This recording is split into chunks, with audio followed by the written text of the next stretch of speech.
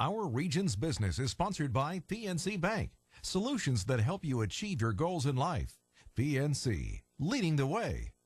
And by Heffron Tillotson, a history of meticulous wealth management since 1948. Our region's business, innovation, transformation, momentum, improving our communities and driving technologies that will shape our region for generations. The collaboration that brings vitality, prosperity, and life to living. Stay with us for the coming half hour as we examine in depth our region's business. Now, here's your host, Bill Flanagan. Today on Our Region's Business, the reason G20 summit or not, our region is always at the center of the global conversation about economics, plus workforce development through aviation. But first, our region's business through the eyes of our business editors. We're pleased to welcome back the business editors from 3 leading Pittsburgh-based publications.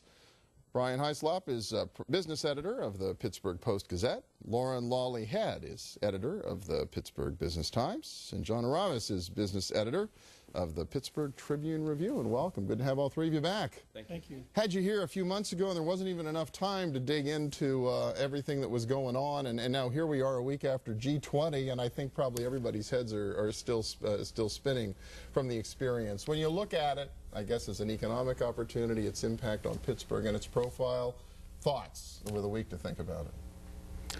Well, I think Pittsburgh fared very well image-wise. Looking from the outside in, from a world view, I don't think Pittsburgh could have had better publicity. Of course, there was the protests, but they didn't turn out badly, and Pittsburgh fared very well, I think. Yeah, Laura, from your perspective? I agree. I think that, you know, from an image standpoint, we did very well. There was a lot of international media attention on Pittsburgh, and the city looked really great.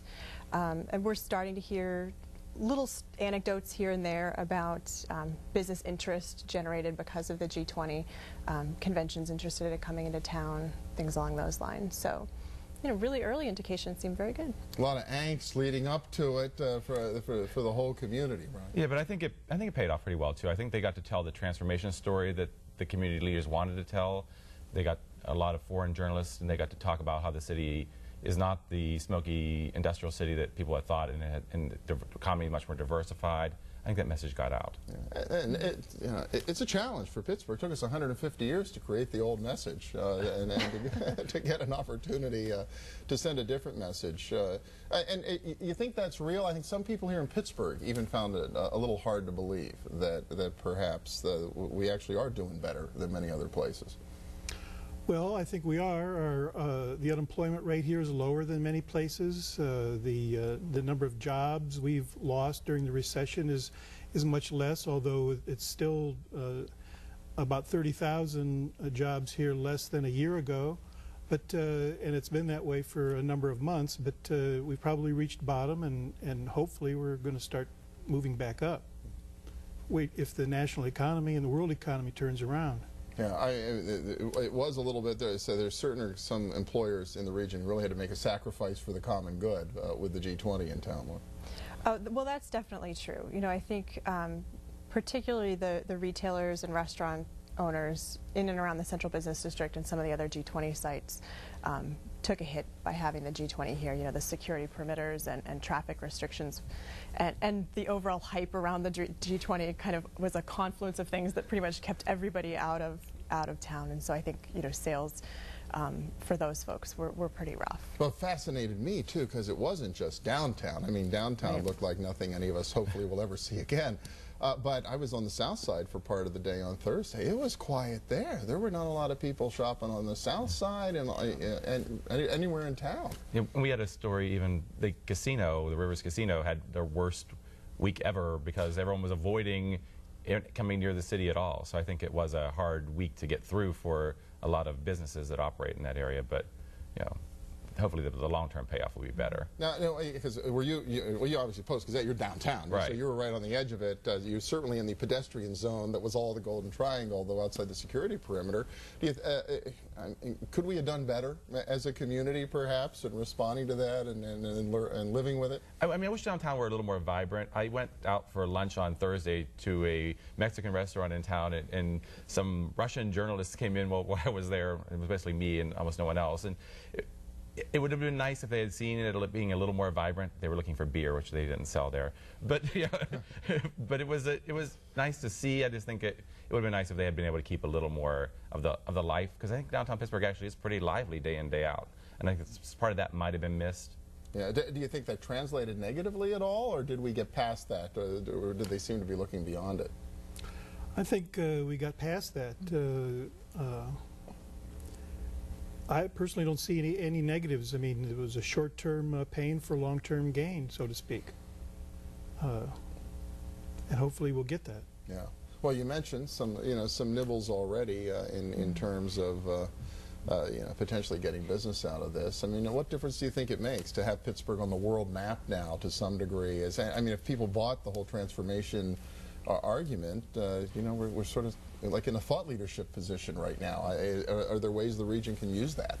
I think there's that, and then I think there's also the benefit that the local hotels can take, and the convention center can take in particular, and go out to when they're meeting with organizations, if they're already in a bidding process or they're already contending for business, and you can say, hey, look, we handled the G20, so what else could possibly, your organization's meeting certainly is something that we have the capacity to handle, and I think that there's that benefit too, long term. Long before, people won't remember where the G20 was held.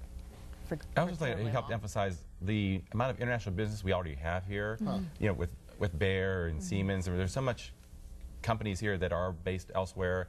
It kind of gave them a chance to kind of showcase that as well, and say, if this is already here, you can expand here, you can come here. I think that was also a good message for the economy. One of the things that was really nice too, that a number of the business leaders from some of those companies did a really nice job in the weeks leading up to the G20, when they were already traveling internationally, to kind of make an extra effort to go out and help tell the Pittsburgh story, or tell their company's story about why they like doing business in Pittsburgh.